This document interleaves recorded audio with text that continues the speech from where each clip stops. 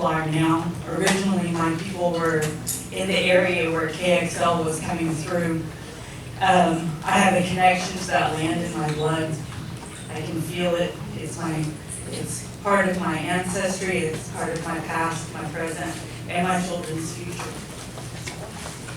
I'm here today having a real hard time talking to you all because I just sat here and I listened all morning to these stories of genocide. And it can't be called anything other than genocide. What's going on to our Indigenous, our allies, our brothers, our sisters, our relatives around this entire Mother Earth is genocide. We've been facing it since the inception of the colonial laws and rules and advancements and territory and land grabs that they've been doing. And in this country alone, we've stood up for over 500 years to the face of extinction, and we're not going away.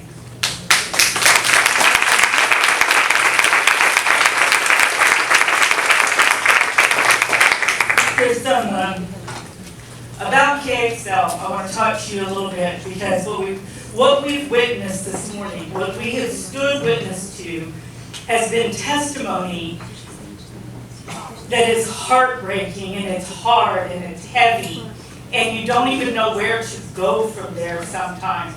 So what I'm going to stand up here and tell you is we have hope.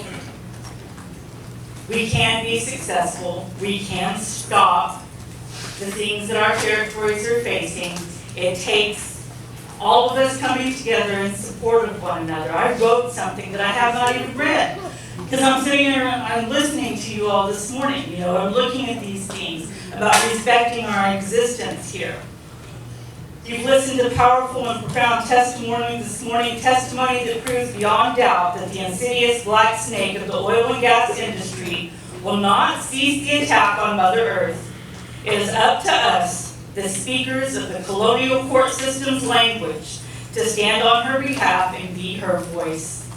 I am here today before you, a Ponca woman, a water protector, a land defender. I have warrior DNA in my blood. A testimony to the voices of determination, resistance, and resilience. I'm here to speak of victory.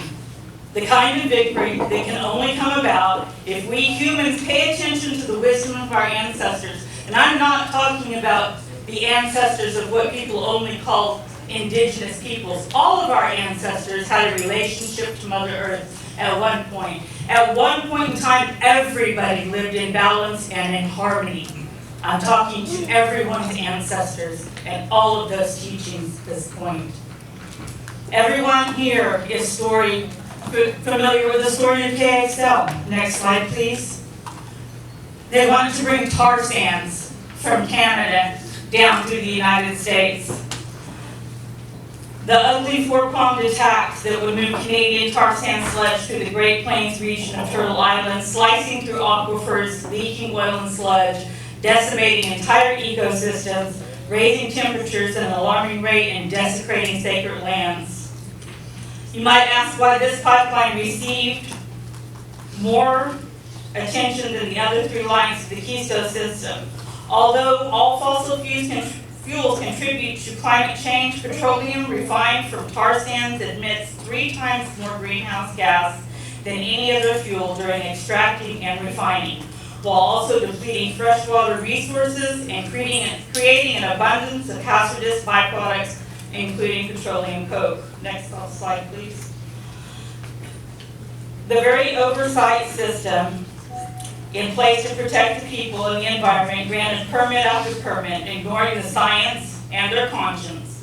It was not until the Keystone XL pipeline system was set to move forward with the fourth and final attack, an expansion of the pipeline system designed to connect a more direct route through the United States of Montana and South Dakota using a larger diameter pipe, that we demanded to be heard. Next slide, please. This is the path that they were trying to come down through, where they were going to take a shortcut across through there and endangering our aquifers and our sacred sites. Next slide, please. Indigenous leaders sent out a call for help to save the sacred sandhills and to protect the aquifer, to block the passage of KXL through these or any other lands. Landowners, which we don't really believe in, you can't own the land, right? We'll call them caretakers, sent out a call for help. They were faced, next slide please, with a situation we natives are very, very familiar with. It's called eminent domain. Imagine that. People don't want their land taken. Scientists decried the safety. We know no pipeline is safe. We heard the call and we mobilized. Next slide, please. Indigenous leaders aligned with ranchers and farmers, forming things like the Cowboys and Indian Alliance. Grassroots activists joined ranks with the big-time environmental organizations for direct action across Turtle Island. In front of the White House, they laid down in a sea of oil. Next slide, please. Media picked up the story, and the White House was forced to listen and acknowledge that we, the people, would not stand for tar sand sludge to contaminate the heart of this land. Rights of nature took center stage. Water protectors and land defenders are profound thinkers. We know the only way to win the game is to enter the game and play it on their field. So we thought we could look into treaty rights, so we did. Save our sacred sites, burial ceremonial grounds, lay the path of the black snake.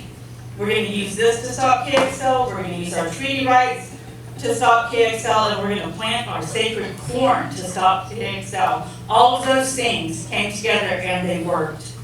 Direct action could be, we were going to be loud and present in ways that they couldn't ignore. Chain ourselves, do anything that we could to stop this. This is the power of civil society. This is the power of people amplified by Mother Earth. This is the revolution of Indigenous-led climate solution. Next slide, please. Rights of nature is a solution. Land defenders are a solution. Water protectors are a solution. And just transition is a solution. Next slide, please. This is my granddaughter. Her name is Meadow Warrior.